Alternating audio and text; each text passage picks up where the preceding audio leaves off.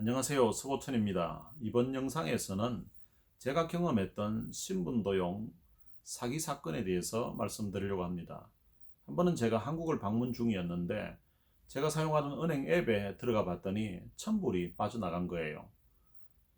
그래서 제가 사용하고 있던 그 은행 뱅크 오브 아메리카 커스터머 서비스에 전화를 해서 내가 이거 사용한 적이 없는데 이 천불이 나갔다고 했더니 데비트 카드로 인출을 했다는 거예요. 어디에서 인출을 했는고 물었더니 어, 그 한인타운 그 북쪽에 그리피스 파크 근처에 있는 그 브랜치에서 돈을 천불을 인출해 나갔다는 거예요. 난 내 데비트 카드 인출 한도액이 500불인 줄 알고 있는데 라고 이야기했더니 당신 한도액은 1000불이라는 거예요. 그럼 내가 이게 혹시 모르니까 이걸 100불로 낮춰달라고, 100불 이상은 인출 아예 못하게, 그리고 이 1000불 이거는 내가 사용하지 않았는데 어떻게 해야 되냐고 물어봤더니 자기들이 폼을 보내겠대요. 그 폼을 작성해서 보내주면 다시 1000불은 돌려주겠다고 했습니다. 은행에서. 그리고 이제 며칠 뒤에 미국으로 돌아왔는데요. LA 공항에서 앱을 다시 한번 체크해 봤더니 1000불이 또 빠져나간 거예요. 그래서 은행에 전화를 다시 했습니다. 공항에서 바로 전화를 하면서 이게 또 1000불이 빠져나갔다고. 지난번에 며칠 전에 내가 전화를 하면서 이 1000불 빠져나갔으니까 앞으로는 캐시 인출 자체가 100불 이상 빠져 못 나가게 그렇게 블락을 시켜달라고, 그 인출할 수 있는 한도액을 줄여달라고 그렇게 리포트를 했었는데 이게 왜 또 빠져나갔냐고 하면서 이야기했더니 그 사람들이 지난번에 그 폼과 이번에 같이 이렇게 보낼 테니까 작성해서 보내면 이 금액도 다시 은행에서 저에게 주겠다고 그렇게 이야기를 했습니다. 그렇더라도 혹시나 싶어서 제가 살고 있는 집 옆에 있는 뱅크 오브 아메리카에 가서 이 상황을 다시 이야기하고 거기에 리포트를 했습니다. 그리고 난 다음에 그 다음 날인가 집으로 제가 코스코 멤버십이 있는데 코스코에서 사용하고 있는 그 멤버십 카드 겸 크레딧 카드가 있는데요. 그 크레딧 카드를 제가 뭐 업데이트하거나 뭐 신청한 적도 없는데 카드가 하나 온 거예요. 근데 그 카드 뒷면에 보면은 원래 제 사진이 있는데 은행 어카운트 넘버는 동일한데 제 얼굴이 아닌, 이름은 똑같이 제 이름인데 전혀 모르는 외국 사람이 거기에 나와 있는 거예요. 그래서 코스코로 갔습니다. 코스코로 갔더니 코스코에서는 제가 제 사진을 업데이트가 돼 있는 그런 상황이었습니다. 그 상황을 알고 봤더니 어떤 사람이 제 면허증과 동일한 면허증을 만드는 거예요. 주소도 똑같이 하고 단지 사진만 자기 사진을 넣어서 코스코에서 멤버십을 업데이트를 한 것입니다. 업데이트를 하고 이미 그 사람이 또 제가 거래하는 은행 그 뱅크 오브 아메리카 퍼스널 책을 만드는 거예요. 그 책은 이름하고 주소는 저랑 똑같이 돼 있고요. 제가 원래 사용하는 이름 그리고 제가 살고 있는 집 주소가 똑같고, 그리고 다른 것이 있었는데 은행 어카운트 넘버는 제가 전혀 알지 못하는 그런 은행 어카운트였습니다. 이미 코스코에서 그 사람이 체크를 2장을 썼는데요. 이틀 상관으로 약 금액은 2,000불 정도가 됐습니다. 그렇기 때문에 코스코에 제 멤버십을 정지시켜 놓은 그런 상태였습니다. 그래서 이 문제를 어떻게 해결하냐고 물었더니 이것을 오픈한 곳으로 가야 된대요. 업데이트한 곳으로. 그게 한인타운 약간 북쪽에 있는 그랜데일 쪽에 있는 코스코 브랜치였습니다. 그래서 그곳으로 가서 매니저를 만났습니다. 매니저를 만나서 이 사람 얼굴과 내 얼굴이 전혀 다른데 이 사람이 업데이트를 하려고 할 때에 기존 컴퓨터 안에 있는 그 사진을 확인을 하지 않았냐고. 확인을 했다면 전혀 다른 얼굴인데 어떻게 이걸 이런 식으로 했냐고 했더니 매니저가 미안하다고 하면서 그 2,000불 정도 이 사람이 쓴 금액은 코스코에서 다 물어주기로, 그래서 제 멤버십 정지시켰던 것은 그 자리에서 바로 풀어 주었습니다. 그리고 난 다음에 집에 와서 있는데 집에 크레딧 카드가, 이게 제가 신청하지도 않았는 크레딧 카드들이 메이시 그리고 홈디포 그리고 전혀 모르는 은행들 저는 뭐 신청한 적이 없었던 그런 은행들 합쳐서 크레딧 카드가 이틀 상관에 한 10개가 날라온 거예요. 그래가지고 이 그 은행이나 아니면은 그 메이시 같은 메이시 그리고 홈디포면 홈디포 거기 연락처에다가 다 전화를 해서 이거 어떻게 된 거냐고 나는 신청한 적이 없다고 하니까 누가 신청을 했다는 거예요. 그래서 신청한 어플리케이션을 다 취소를 시키고요. 거기에 코스코 그리고 이 모든 멤버십 크레딧 카드 왔던 것들을 다 가지고 제가 살고 있는 지역에 경찰서로 갔습니다. 경찰서에 가서 폴리스 리포트를 했습니다. 이 신분 도용 당한 그 아이덴티티 딥이라고 신분 도용 당한 그 사실을 리포트하고 그리고 또한 거기 왔던 모든 자료들을 경찰서에 주니까 그것을 다 복사했습니다.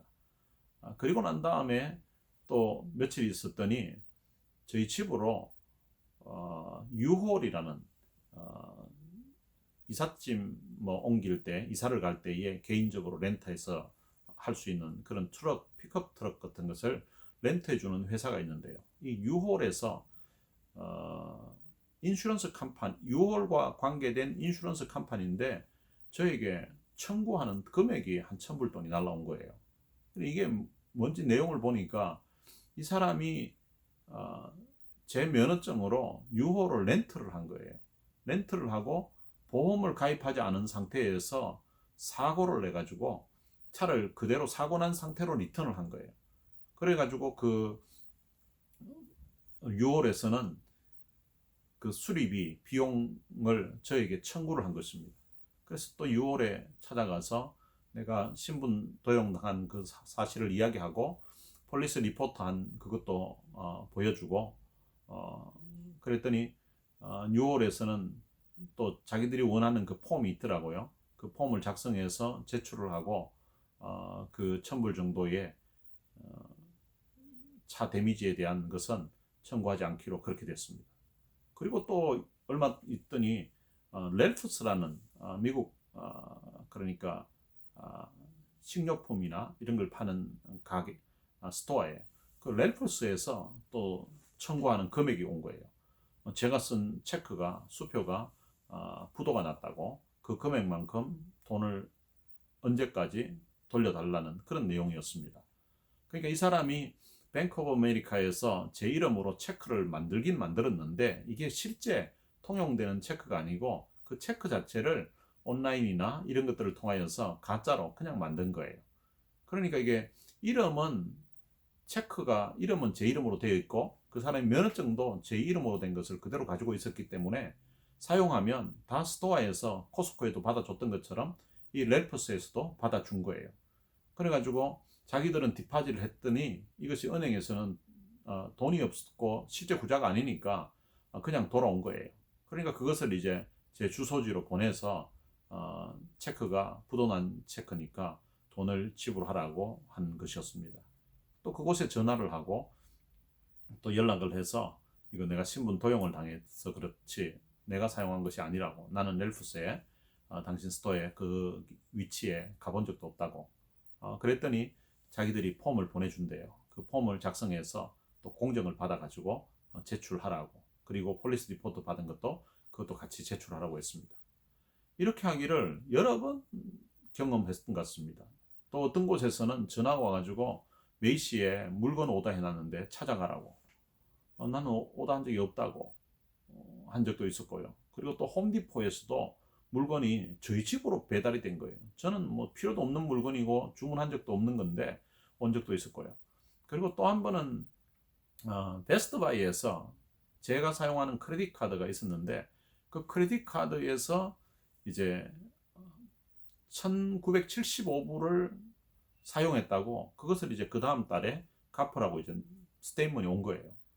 저는 베스트바이에서 그 1975불을 제가 산 적이 없기 때문에 그 베스트바이 사용하는 그 뱅크에 전화를 해서 내가 이거 사용한 적이 없다고 그리고 신분 도용을 당해서 이런 적이 있었다고 이야기했더니 자기들이 폼을 보내주겠대요. 그래서 그 폼을 작성하고 또 공정을 하고 이렇게 해서 폴리스 리포트 한 것을 보내고 이렇게 했더니 1975불을 제게 어카운트에 크레딧으로 줬습니다. 그랬더니 얼마 뒤에 그 사람이 체크를 1975불을 또 갚은 거예요. 그러면서 베스트바이 그 크레딧 카드 회사에서 저희한테 전화가 온 거예요.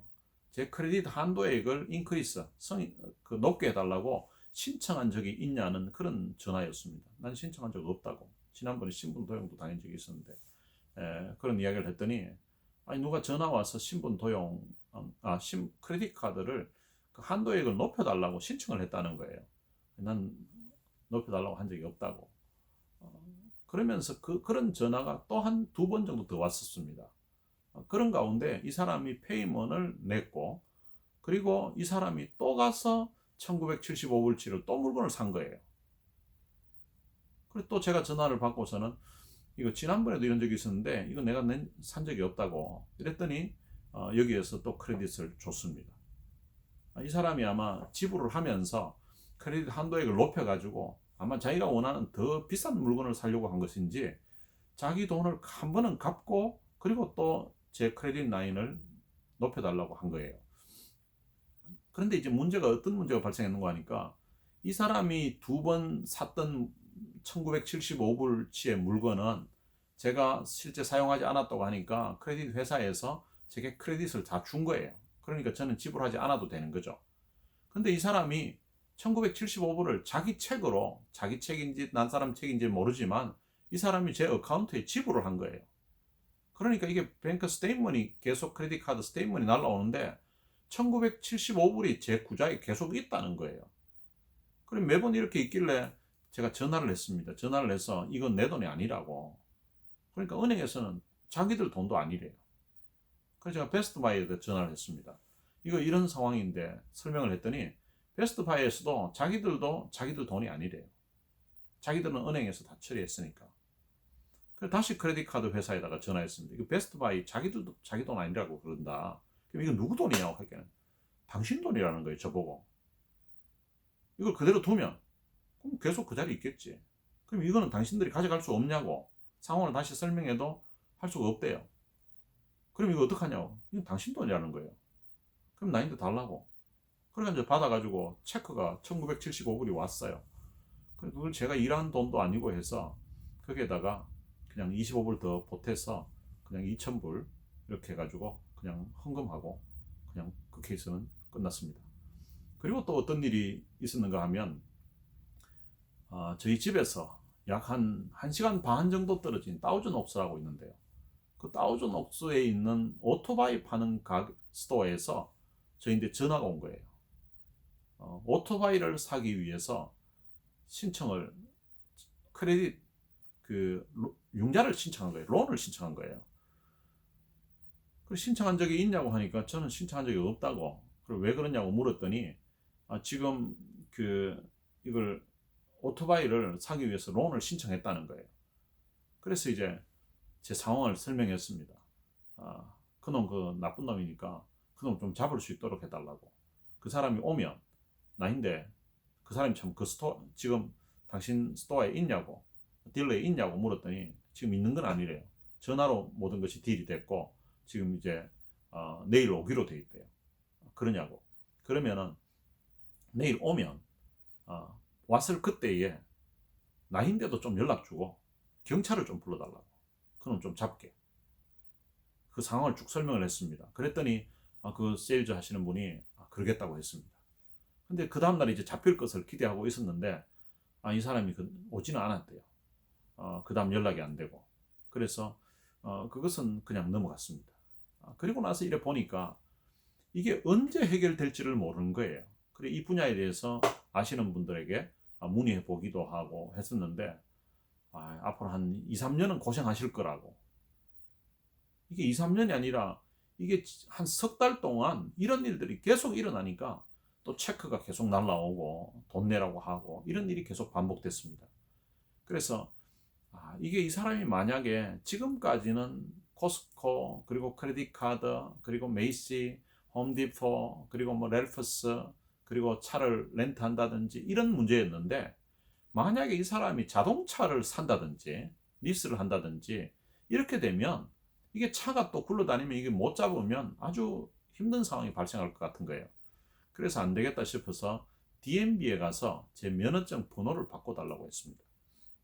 로컬 DMV에 가가지고 제가 신분 도용 당했던 그 증명 서류들을 다 가지고 갔습니다. 가지고 가서 이 신분 도용을 당해서 이런 문제가 있으니까 혹시라도 그 사람이 면허증을 내 걸 가지고 나하고 똑같은 이름을 가지고 지금 가지고 다니니까 티켓을 받는다든지 이런 문제가 발생하면 그게 다 나에게도 올 것 같고, 그리고 그 사람이 또 다른 뭐 차를 리스한다든지 차를 산다든지 하더라도 이게 문제가 될 것 같으니까 내 면허증 번호를 좀 바꿔달라고 했습니다.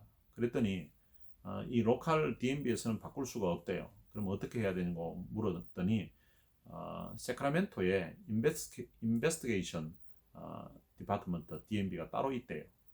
거기 이제 전화번호를 주길래 거기에 전화를 했습니다. 그래서 그 상황을 설명했더니 그 면허증 번호를 바꿔달라는 그 사유서를, 신분 도용당한 그 상황과 그 사유서를 적어서 보내라는 거예요. 그리고 그 폴리스 리포트와 그 증거 자료들을 같이 첨부해서 보내라는 거예요. 그래서 그러면은 이메일 주소를 좀 달라고 내가 스캔해서 보내겠다고 하니까 자기들은 이메일로는 안 받대요. 팩스로 보내래요. 그러면 거기 당신들 메일링 주소를 좀 달라고, 이건 분량이 많다고. 그랬더니 메일로도 안 받는데요. 팩스로만 받는데요. 그래서 팩스 번호를 받았습니다. 예전에는 저희 집에 팩스가 있었는데 요즘은 웬만한 것은 다 스캔해서 보내고 이메일로 보내고 이러기 때문에 팩스를 거의 사용할 일이 없더라고요. 또 팩스가 있으니까 밤중에 이게 팩스가 광고나 이런 팩스들이 들어오니까 이게 막 밤중에 이게 울리니까 그 소리 때문에 잠을 깨기도 하고 해서 팩스를 집에 있는 것을 없애버렸습니다. 그래서 이제 보내려고 하는데 이 자료들이 보니까 자료들과 제가 그 사유서를 쓰고 해서 보내는데 전체 한 38장 정도가 됐습니다. 38장 정도를 UPS에 가서 보냈더니 팩스 보낸 비용이 거의 뭐 한 장 1불꼴 치는 것 같았어요. 거의 한 38불 정도 됐습니다. 그리고 보내고 나서 이제 보냈다고 전화를 했더니 자기들이 리뷰하는데 한 2주 정도 걸린대요. 그래 한 2주 지나고 나서 전화를 하라고 하더라고요. 2주 뒤에 전화했더니 그 제가 면허증 번호 변경 신청을 했는데 그것이 승인이 났다고 했습니다. 로컬 DMV에 가면 새로운 면허증 번호로 해서 받을 수가 있다고 합니다. 그래서 로컬 DMV에 갔습니다. 갔더니 이 담당 창구에 이제 제 순서가 되어서 갔더니 DMV에서 면허증을 변경해도 된다는 그 승인서 통지서를 보자고 하더라고요.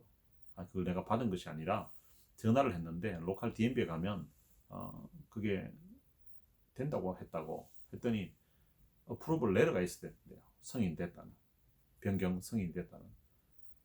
그러면은 그 세크라멘토에 그 인베스티게이션 디파트먼트에 당신이 한번 전화해 보시라고 하니까 이 직원이 나보고 받아가지고 오래요. 그래서 지금 나 기다린 시간도 상당히 많은데 매니저 좀 불러달라고.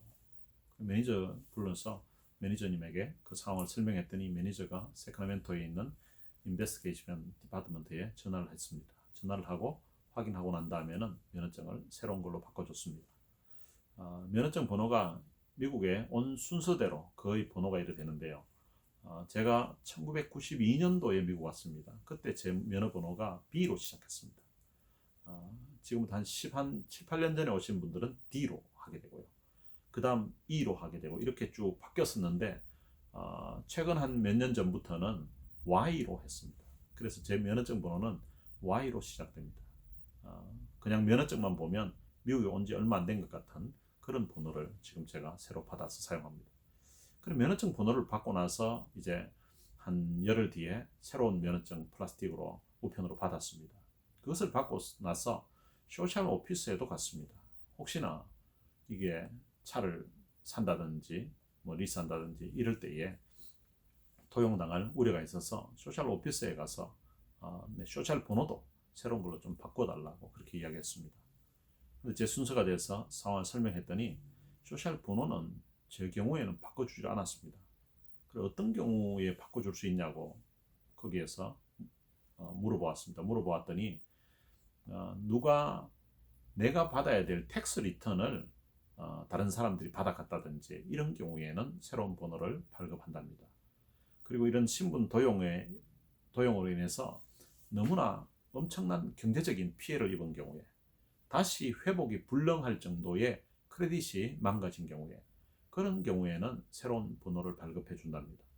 근데 이제 제 같은 경우에는 경제적인 어떤 손해나 이런 것들이 실제는 없고 오히려 그 베스트바이에서는 돈을 벌었었죠. 제가 뭐 결국은 가진 것은 아니지만 그렇기 때문에 큰 손해 입은 것이 없기 때문에 바꿔줄 수가 없다는 거예요. 그래도 만약에 이 사람이 내 정보를 다 아는데 이걸 가지고서 신분 도용을 해서 차를 뭐 리스한다든지 렌트를 한다든지 사든지 이러면은 내가 피해를 입지 않느냐 했더니 현재 제 상황을 보더니 그 상황에서는 새로운 번호를 줄 수가 없다고 그렇게 거절했습니다. 그리고 나서 이제 집에 와서 있는데 그 다음 또 한 번 그런 이 콜렉션에서 저희한테 메일이 한 번 왔습니다. 콜렉션에 얼마를 지불하라는 거예요. 한 1,000불 돈을. 그리고 전화를 했습니다. 이게 어떻게 된 거냐고 이래 물었더니 이 주소가 저희 집 주소가 15214인데 거기에 온 메일에는 15215였습니다. 그러니까 저희 집 쪽이 아니라 건너편 집이 되는 거죠. 건너편 집으로 한번 메일이 갔다가 그쪽에서 뭐 돌려보냈든지 해가지고 지난번에 웬만한 것들은 다 저희 집으로 온 것은 제가 전화를 해서 해결을 다 했거든요. 했는데 이 경우에는 주소가 잘못되어 있기 때문에 아마 돈을 지불하지도 않고 연락도 하지 않으니까 이게 콜렉션으로 넘어간 거예요. 근데 콜렉션에서는 똑같이 지난번 그 주소로 보냈는데 아마 우체부가 제가 라스트 네임이 SEO고 저희 집에 오는 우편물들이 많이 있다 보니까 그 사람이 제 이름을 기억하고 건너편 집에 있는 저희 집으로 보내준 것이었습니다. 그래서 이제 콜렉션에 전화를 해서 그 상황을 설명했습니다. 내가 신분 도용을 당해서 이렇지 이거 실제 내가 사용한 게 아니라고. 그랬더니 자기들이 사용하는 그 폼에다가 그 상황을 적어서 보내라고 하고 또 공정해서 보내라고 했습니다. 그리고 폴리스 리포트 그것도 같이 보내라고 했고요. 그래서 그런 상황들을 다 한꺼번에 작성해서 보냈습니다. 그래서 그 문제도 해결이 되었습니다. 그런데 이제 이런 문제들이 가끔씩 이제 발생한 거예요. 그런 가운데 처음 발생한 시점에서 한 6개월 정도 지났을 때였습니다. 그 안에 몇 번 이런 일이 발생하면 폴리스 디파트먼트에다가 제 담당자가 있었는데 그 담당자에게 계속해서 스캔해서 이메일로 새로 받은 것들을 다 보내줬습니다. 그리고 난 다음에 이제 처음 발생했을 때 이후로 6개월 뒤에 그 콜러 아이디가 블락이 되어 있는 그러니까 발신자 전화번호가 뜨지 않는 전화가 제게 한 통 왔습니다. 와서는 자기가 오렌지 카운티에 있는 쉐리프래요. 그래서 왜 전화를 하셨냐고 물었더니 에릭 윈이라는 사람을 아냐고 물었습니다. 제가 에릭 윈이라는 사람 처음 들어본다고 모르는 사람이라고 했더니 이 사람이 저 면허증, 소셜 번호, 제 인포메이션을 다 가지고 있다는 거예요. 면허증도 제 이름으로. 그래. 안 그래도 신분 도용 당한 그 상황을 쭉 설명을 했습니다. 설명을 했더니 그리고 가디나 폴리스 디파트먼트에 내가 폴리스 리포트를 신분 도용 그 폴리스 리포트를 했다고 그랬더니 알겠다고 하면서 그러면 그 케이스는 어떻게 되는지 묻더라고요. 그 사람은 제일로 갈 거라고. 그리고 이제 그 사람은 뭐 자기들이 제일로 보내도 괜찮냐고 원하냐고 묻길래 뭐 그렇게 하시라고 했습니다. 그 이후로는 이제 다른 신분 도용에 대한 문제는 발생하지 않았습니다. 저 같은 경우에는 6개월 만에 끝이 난 거죠. 그 안에 제가 identitythieves.gov라는 곳에 그러니까 정부에 신분 도용 당했다는 것을 리포트하는 곳이 있더라고요. 거기에 신분 도용 당했다는 것을 리포트를 했었고요. 그리고 미국에 3대 크레딧 회사가 있는데 그 중에 한 곳 아무 곳이나 리포트를 하면 그 세 회사가 공유를 합니다. 제 같은 경우에는 트랜스유니온이라는 곳에 제가 신분 도용 당한 그 상황을 설명을 하고 그 증거 자료 폴리스 리포트 한 것을 이야기했습니다. 리포트를 한 거죠. 그렇게 했더니 이제 그 다음부터 발생하는 문제는 제가 이제 제 크레딧을 체크하는 것을 거기에 이제 프로전 시켜 놓은 거예요. 그랬더니 다음에 차를 리스한다든지 뭐 크레딧 카드를 신청한다든지 이러면은 이게 전에는 쉽게 승인이 났는데 지금은 바로 승인이 나지 않습니다. 그쪽에서 크레딧 체크하는데 연락이 와요. 연락이 와서 이거 당신이 신청한 거 맞냐고, 그럼 맞다고 하고, 그러면은 그 이제 승인이 나고 이런 좀 번거로운 상황들은 발생하고 있습니다. 그래서 이것을 다시 연락해서 풀어달라고 할까 싶기도 하다가 풀어놓으면 또 다른 일이 발생할 것 같기도 해서 지금 현재는 그대로 둔 상태로 있습니다. 그래서 신분 도용을 당하면 첫 번째 해야 될 일은 경찰서에 가서 리포트를 해야 되고요. 그리고 크레딧 카드라든지 이런 경우들은 리포트를 은행에 하면 크레딧 카드 사용한 것은 보통 한 일주일 안에 다 그대로 현금으로 다시 돌려줬습니다. 그리고 현금으로 인출해 간 이 경우에는 제가 돌려봤는데 뱅크 오브 아메리카에서 2,000불을 돌려봤는데 한 달 정도 걸렸던 것 같습니다. 자기들이 공식적으로 이 경우에는 한 3주 걸린다고 하더라고요. 리뷰하는 기간이. 어쨌든 거기에도 받았습니다. 제 경우에는 이것을 이제 공정한다든지 그리고 또 DMB에 팩스를 보낸다든지 뭐 이런 것들 사소한 비용 뭐 전체 다 해도 제 생각에 한 100불 정도 됐던 것 같아요. 100불 정도 됐고 그리고 오히려 그 베스트바이 같은 경우에는 1975불을 받게 되는 그런 일이 있었고 그리고 다른 카드 회사들은 한 10개 정도는 물건 같은 경우에는 제가 산 적이 없다고 했고 뭐 이렇게 하니까 다 스스로 다 해결이 됐습니다. 코스코에도 2,000불 정도가 코스코에서 이제 손을 본 거죠. 그렇게 해결되고 이제 그 이후로는 더 이상 발생하지 않고 있습니다. 그래서 여러분들도 혹시나 이런 신분 도용 사기 사건이 발생하게 되면 일단 경찰서에 리포트하시고 그리고 혹시 크레딧 카드라든지 은행에 이런 것들은 대부분이 다 본인이 사용하지 않았다고 하면 그냥 바로 다 돌려주었습니다. 그렇기 때문에 그 돈에 대해서는 크게 걱정하지 않아도 되는 것 같습니다. 영상 끝까지 들어주셔서 감사합니다. 혹시 이 영상이 도움이 되셨으면 구독과 좋아요 눌러주시면 감사하겠습니다. 감사합니다.